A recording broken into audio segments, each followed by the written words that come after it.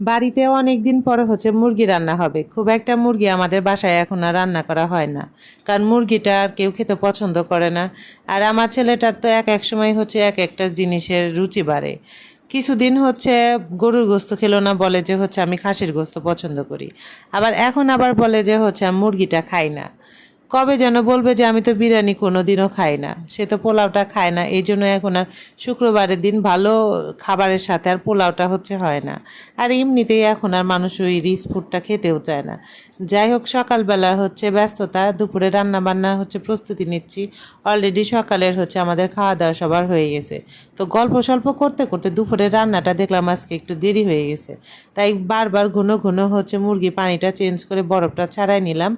তো কেটে বেছে রেডি করে নিলে কিন্তু রান্নাটা করতে খুব একটা দেরি হয় না।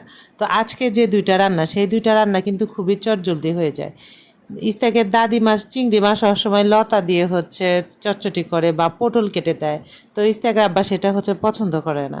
তো ইস্তাকের দাদিমা আজকে শুধু পেঁয়াজ দিয়ে চিংড়ি মাছটা ভুনা করবে। আচ্ছা, এইগুলা কি দেশি চিংড়ি না চাষের চিংড়ি? মানে দেখে ঠিক বুঝতে পারতেছি না। সাইজ দেখে একবার মনে হলো যে দেশি চিংড়ি, আবার দেশি চিংড়ি আমি যেটা চিনি সেটা গোটা গোটা, মানে কেমন যেন গিট গিট আর কালো হয়। তো এটা দেখলাম সাদা। তো কাকে এখন জিজ্ঞেস করবো যে এটা দেশি চিংড়ি কিনা? তাই ভাবলাম যে এখন যেহেতু আপনাদের সাথেই আমি কথা বলতেছি, তো আপনারাই বলতে পারবেন যে এটা দেশি চিংড়ি কিনা। এত সুন্দর একটা স্মেল আসছে ভাইরে ভাই, আমার তো মনে হইতেছে গরম গরম ভাত নিয়ে এইটা নিয়ে লেবু চেপে খেয়ে ফেলি। কিন্তু ভাই কিছু করার নাই, কারণ এটা আমার রিজিকে নাই, আমি খেতে পারবো না। যাক, চিংড়ি মাছটা হয়ে গেছে। আর এই চিংড়ি মাছটা এত ঝাল হয়েছিল, ইস্তাকে দাদিমা বললো যে এই বছরের সেরা ঝাল হয়েছে চিংড়ি মাছ। তবে এই জিনিসগুলা একটু ঝাল না হলে কিন্তু খেতে ভালো লাগে না। তো আমরা মা ছেলে আবার কী দিয়ে খাবো, এই জন্য আবার একটা মুরগি ভিজানো হয়েছে। যদিও আমার ছেলেটা আবার খেতে নিয়ে বলবে যে আমি মুরগিটা খাই না।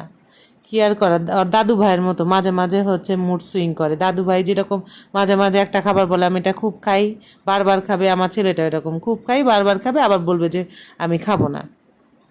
যাই ধুয়ে টুয়ে তো রেডি করে নিছি। আর এখানে মুরগি রান্না করার জন্য খুবই পাতলা মশলা, হালকা মশলা দিয়ে মুরগিটা রান্না করব। কারণ মুরগি বেশি মশলা দিলে কেমন যেন ঝোলটা থকথকা ঘন ঘন আর কেমন যেন হয়, ইস্তাকের আব্বা খেতে চায় না। আর এই মুরগিটা রান্না করতে কিন্তু আমার খুব বেশি সময় লাগবে না। এই ছোটো মুরগিগুলো রান্না করতেই কম সময় লাগে। আমার মনে হয় যেদিন আমাদের হাতে সময় থাকে না, শুধু মুরগিটা যদি ছাড়া থাকে বা কাটা থাকে, শুধু জাস্ট ধুয়ে নিয়ে চট করে রান্না করে ফেলে। এইদিকে আমাদের বাড়ির নবাব যাকে বলে, সে ঘড়ি কাটায় টিক টিক করে বাজে 12টা, তখন সে ঘুম থেকে উঠছে। ঘুম থেকে ওঠা